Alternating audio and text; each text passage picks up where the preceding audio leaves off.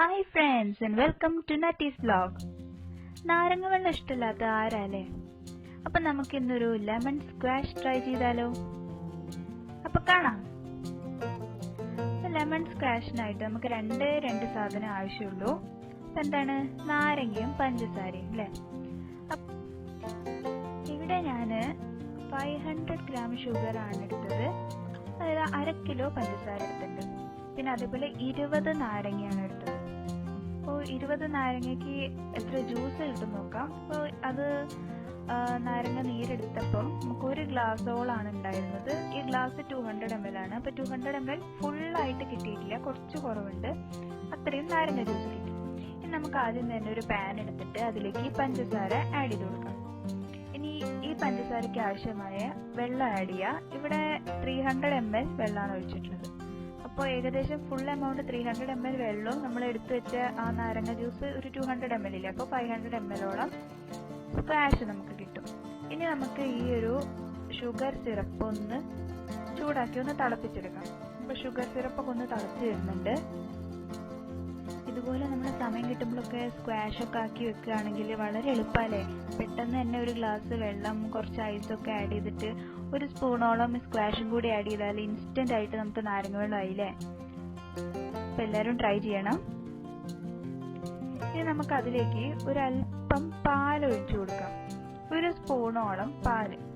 അതെന്തിനാന്ന് വെച്ചാൽ പാല് നമ്മൾ ഒഴിച്ചിട്ടൊന്ന് തിളപ്പിച്ചു കഴിഞ്ഞാൽ ഈ പഞ്ചസാരയിലുള്ള ആവശ്യമില്ലാത്ത ഘടകങ്ങൾ, അതായത് അതിലുള്ള ഇമ്പ്യൂരിറ്റീസ് ഒക്കെ നമുക്ക് പൊങ്ങി വരും. നിങ്ങൾക്ക് കാണാതാ, അതൊന്ന് തിളച്ച് വരുമ്പോൾ ആ പൊങ്ങി വരുന്നത് നമുക്ക് ആവശ്യമില്ല, അത് നമുക്ക് ഒഴിവാക്കണം. അപ്പോൾ ആ ഒന്ന് ഫ്ലെയിം കൂട്ടി വെച്ചാൽ അതൊന്ന് സൈഡിലേക്ക് നീങ്ങി കിട്ടും.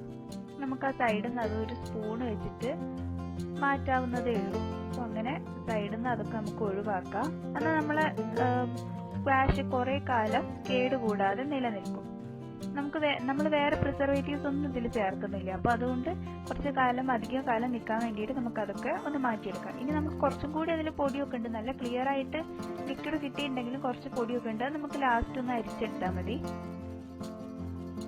അപ്പോൾ ഇനി നമുക്ക് തിളയ്ക്കണമെന്നില്ല. നമുക്ക് ഗ്യാസ് ഓഫ് ചെയ്യാം. ഒരു sticky consistency, one thread stick അങ്ങനെയൊന്നുമില്ല, ഒരു ചെറിയൊരു സ്റ്റിക്കി ലിക്വിഡ് പോലെ ആയി വരുമ്പോൾ നമുക്ക് ഗ്യാസ് ഓഫ് ചെയ്യാവുന്നതാണ്. ഇനി ഓഫ് ചെയ്തതിന് ശേഷം നമുക്ക് അതിലേക്ക് എടുത്തു വെച്ച ലെമൺ ജ്യൂസ് ആഡ് ചെയ്യാം. ഇനി ഇത് രണ്ടും നന്നായിട്ടൊന്ന് മിക്സ് ചെയ്ത് കൊടുക്കാം.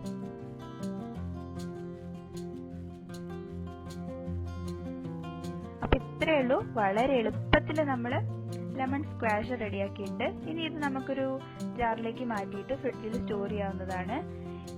ഒരുപാട് കാലം ഇത് കേടുകൂടാതെ നിൽക്കും. നമ്മൾ വേറെ പ്രിസർവേറ്റീവ്സ് ഒന്നും ആഡ് ചെയ്തിട്ടില്ല. അപ്പോൾ ഷുഗറും ലെമണും തന്നെ ഒരു പ്രിസർവേറ്റീവ് ആണല്ലേ? അപ്പോൾ ഇത് നമുക്ക് വേറെ കെമിക്കൽസ് പ്രിസർവേറ്റീവ്സ് ഒന്നും ഇല്ലാതെ നമുക്കിത് സൂക്ഷിച്ചു വെക്കാവുന്നതാണ്. അപ്പോൾ ഇൻസ്റ്റന്റ് ആയിട്ട് നമുക്ക് നാരങ്ങ വെള്ളം ഉണ്ടാക്കാം. അപ്പൊ ഗസ്റ്റ് ഒക്കെ വന്നാൽ പെട്ടെന്ന് നാരങ്ങ പിഴിയാനൊന്നും നിൽക്കണ്ടല്ലേ? അപ്പൊ ഒക്കെ റെഡിയാണ്. സോ നിങ്ങൾക്ക് ഈ വീഡിയോ ഇഷ്ടമായി എന്ന് വിചാരിക്കുന്നു.